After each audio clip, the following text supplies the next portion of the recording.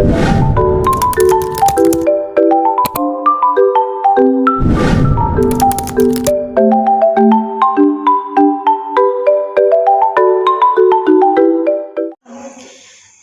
malam, saya Lia Marcelina dengan NIM 24101203. Saya dari Prodi PKK 1 semester 1.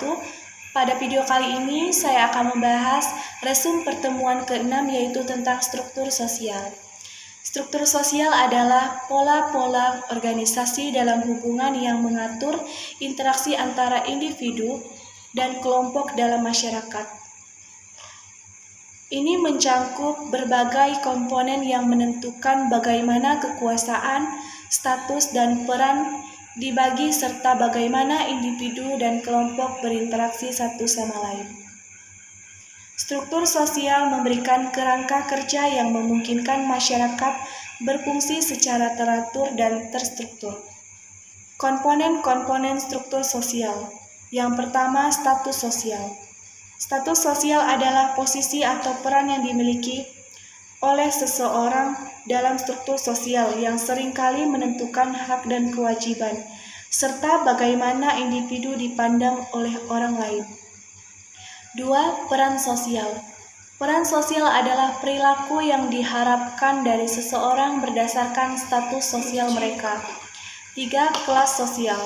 Kelas sosial adalah pembagian masyarakat berdasarkan stratifikasi sosial yang biasanya terkait dengan faktor ekonomi, pendidikan, dan kekuasaan. 4. Kelompok sosial. Kelompok sosial adalah kumpulan individu yang saling berinteraksi dan memiliki rasa kebersamaan atau identitas yang sama. Yang kelima, institusi sosial.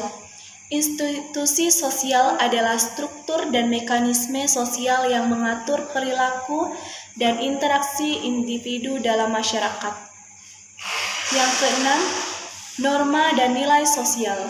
Norma sosial adalah aturan atau pedoman yang mengatur perilaku dalam masyarakat, sedangkan nilai sosial adalah keyakinan atau prinsip yang dianggap penting oleh masyarakat.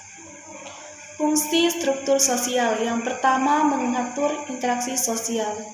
Struktur sosial membantu mengatur bagaimana individu berinteraksi satu sama lain, memastikan bahwa hubungan sosial berlangsung dengan cara yang teratur dan sesuai dengan harapan masyarakat.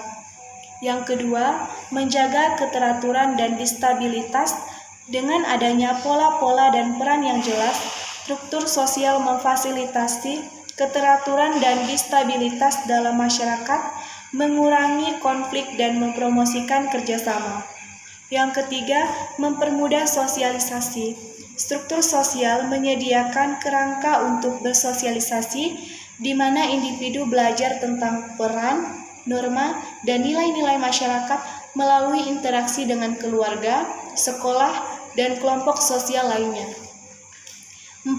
Menentukan akses ke sumber daya dan kekuasaan. Struktur sosial menentukan bagaimana sumber daya, kekuasaan, dan status dibagi di antara anggota masyarakat, mempengaruhi peluang dan kehidupan individu.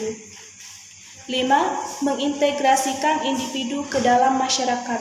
Struktur sosial membantu individu merasa menjadi bagian dari masyarakat dengan memberikan mereka peran dan tempat dalam sistem sosial yang lebih besar.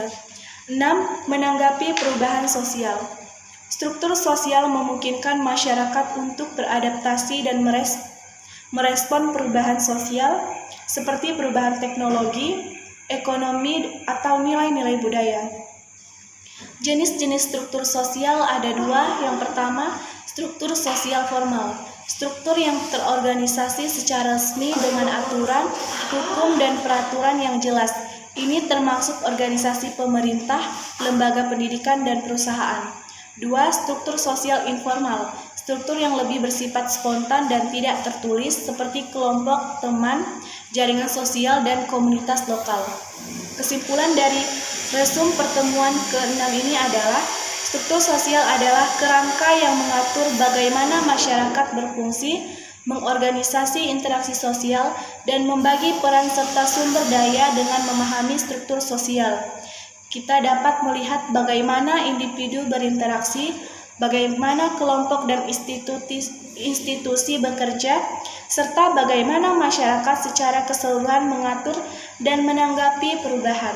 Struktur sosial berfungsi untuk menciptakan keteraturan, stabilitas, dan diintegrasi dalam kehidupan sosial. Sekian pembahasan pada resum pertemuan ke-6. Saya ucapkan terima kasih. Tuhan Yesus memberkati.